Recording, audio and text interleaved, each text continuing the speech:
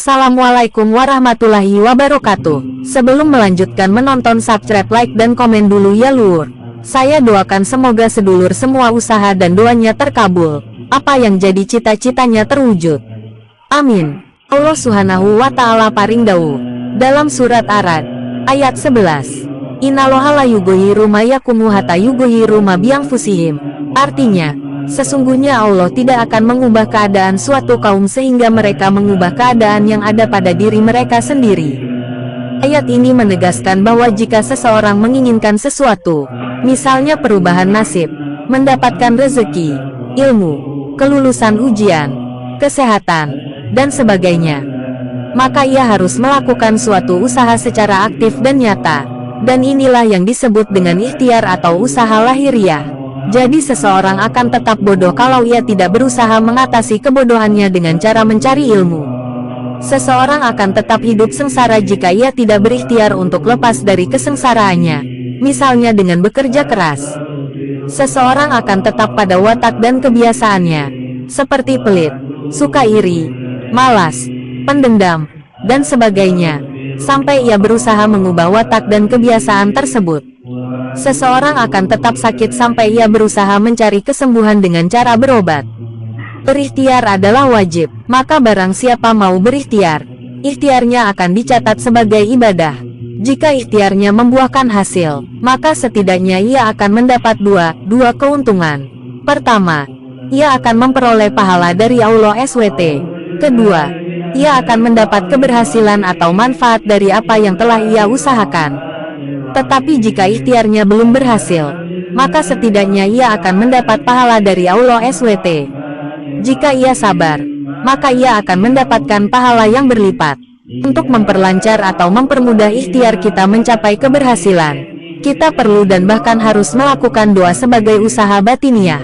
Allah Subhanahu wa Ta'ala paring dawuh dalam surat Al-Mu'min ayat 60. Ud'u istajib lakum, artinya, berdoalah kepadaku, aku akan mengabulkannya.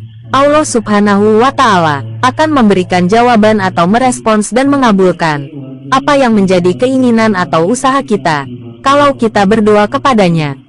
Hikmah berdoa kepada Allah Subhanahu wa Ta'ala dalam kaitannya dengan ikhtiar adalah bahwa doa akan mendekatkan kita kepada Allah Subhanahu wa Ta'ala, dan karenanya akan memperlancar tercapainya apa yang kita usahakan.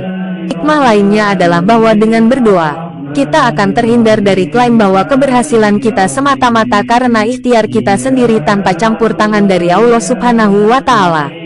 Tentu ini akan menjadi kesombongan yang luar biasa seperti apa yang telah disebutkan dalam ayat berikutnya.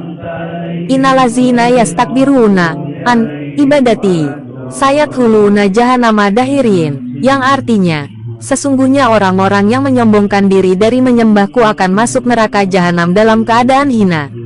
Quran Surat Al-Mu'min 60. Oleh karena itu, tidak sepatutnya kita lupa berdoa kepada Allah Subhanahu wa Ta'ala dalam setiap usaha kita meraih sesuatu.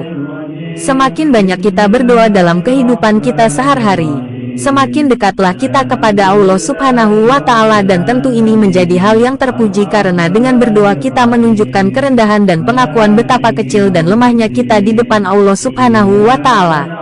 Selain melakukan ikhtiar dan doa kepada Allah Subhanahu wa Ta'ala dalam upaya kita meraih sesuatu, ada satu hal lagi yang tak boleh kita tinggalkan, yakni tawakal. Dalam surat Ali Imran ayat 159, Allah Subhanahu wa Ta'ala berfirman, Faiza azamta fatawakal alalahi innallaha yuhibbul mutawakkilin.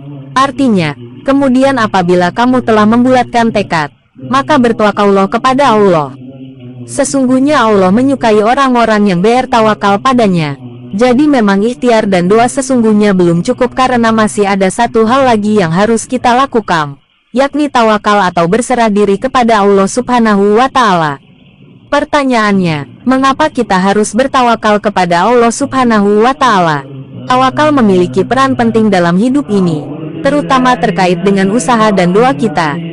Seperti kita ketahui dan mungkin sering kita alami bersama bahwa tidak setiap yang kita usahakan atau inginkan akan tercapai dengan segera sebagaimana kemauan kita, sebab memang bukan manusia yang mengatur hidup ini. Allah lah yang mengatur seluruh alam dengan segala permasalahannya. Allah Maha tahu apa yang akan terjadi di masa depan. Allah Maha adil dan bijaksana dengan semua rencana dan keputusannya. Demikianlah trilogi dalam Islam, yang terdiri dari ikhtiar, doa dan tawakal.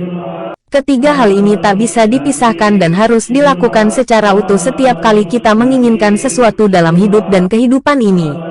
Semoga Allah senantiasa menuntun kita untuk mengamalkan trilogi tersebut. Amin, amin, ya Rabbal Alamin. Assalamualaikum warahmatullahi wabarakatuh.